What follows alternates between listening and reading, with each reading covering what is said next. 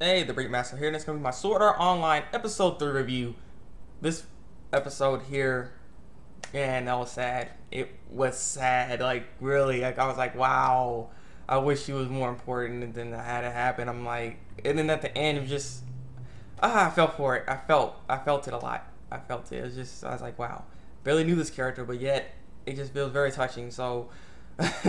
Yeah, basically, let's go just run down the whole episode real quick. So, Kirito, he ends up joining this guild. The guild gets wiped out by, this, well, one of the guild members didn't get wiped out. One of the guild members, which is the leader, he ended up, leaving because they got enough money to get a house. It's like, yay, because they've been doing this whole dungeon stuff, right? And so, they didn't want to go through a dungeon. And so, and without their leader, and they're like, oh, we can do this. We leveled up so much, we can do this. It's nothing. And so, they're all going through... And like, yeah, this is an easy dungeon. We walk right through, like nothing happened. And so there's a secret passageway. And they're like, oh, the secret passageway. Oh, the treasure chest. We gotta go open it. And Kirito's like, secret passageway. Whoa, hold on a second. Don't go.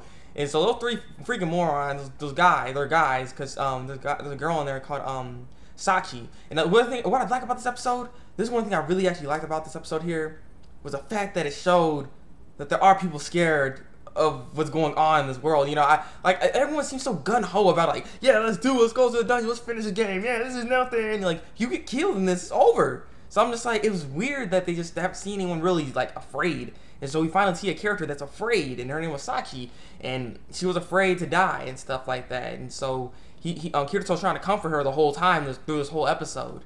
And so this horrible event happens where the guild he was in, they end up going in there, seeing that freaking treasure chest, like, yeah, we're gonna get some money. And so they open it up.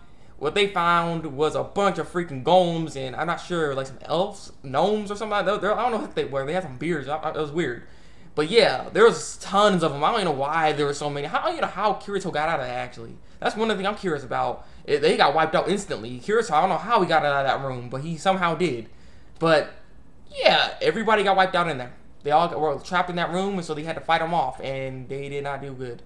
They just got their butts. One of the dudes got picked to death, like, my, oh. I was like, oh, you just, oh, you saw that, you know what I'm talking about. It was just like, it was mad. It was mad, messed up. But yeah, so the guild he was in is gone. He ends up running into Klein, and Klein's like, hey man, what's going on, dude, and stuff, and you know, he was kind of sad. He's saying bye to him. He's like being kind of cold to him for some reason. But he meets Klein, so I'm like, yay, Klein's here. Woo! I thought we weren't gonna see him anymore or something. I don't know. But he ends up running into him. He ends up hearing about this information broker about this whole Nicholas D. Rage. Nicholas D. Rage he has this revival item that can revive someone that died in this game, and so he wanted that item to bring Sachi back. And so he found where it's supposed to be at, and so he was gonna go do that. It was Christmas, by the way. Oh, it was almost Christmas Eve, I think it was.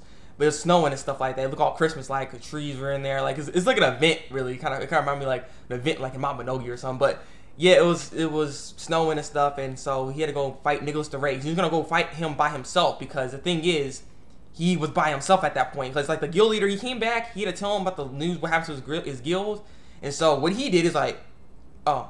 He got on this bridge, jumped off, and killed himself. I was like, oh, you didn't even go on without them. That's like, alrighty then. So he was by himself, trying to fight this guy. He's gonna fight this boss level dude by himself. I'm not exactly sure what level he is, but he's at very, very high level. And so he's like, I'm gonna fight this guy by myself. I'm not gonna worry about anything. So if someone dies, it's gonna be at least me. Then I don't have to stress anymore. I don't have to worry about this. And so as he was about to go fight Nicholas D. Rage, Klein comes back and he's like, hey. Because they end up following him. And he's like, hey, man, don't do this by yourself. You can't fight this guy by yourself. You're going to get killed. Don't do this. And he's like, bye. And he just try to walk away and stuff. He's like, dude, no. And so then all of a sudden, a bunch of, like this holy guild or something like that, some holy knight guild, I'm not sure what the heck that was. It's some bunch of people, some actual people. And this other thing I was kind of like interested in, I know they did not look like monsters at all. So it seemed like they're actual users. And if that's the case, there are PvP people trying to fight each other. Like, they wanted that item too, so that's why like get out of my way. So they want this item, but that's when Klein and his guild was like, you go ahead and fight that guy by yourself. Then we'll be holding these guys off, and they actually won. Klein's group won against all those people, and it's weird though.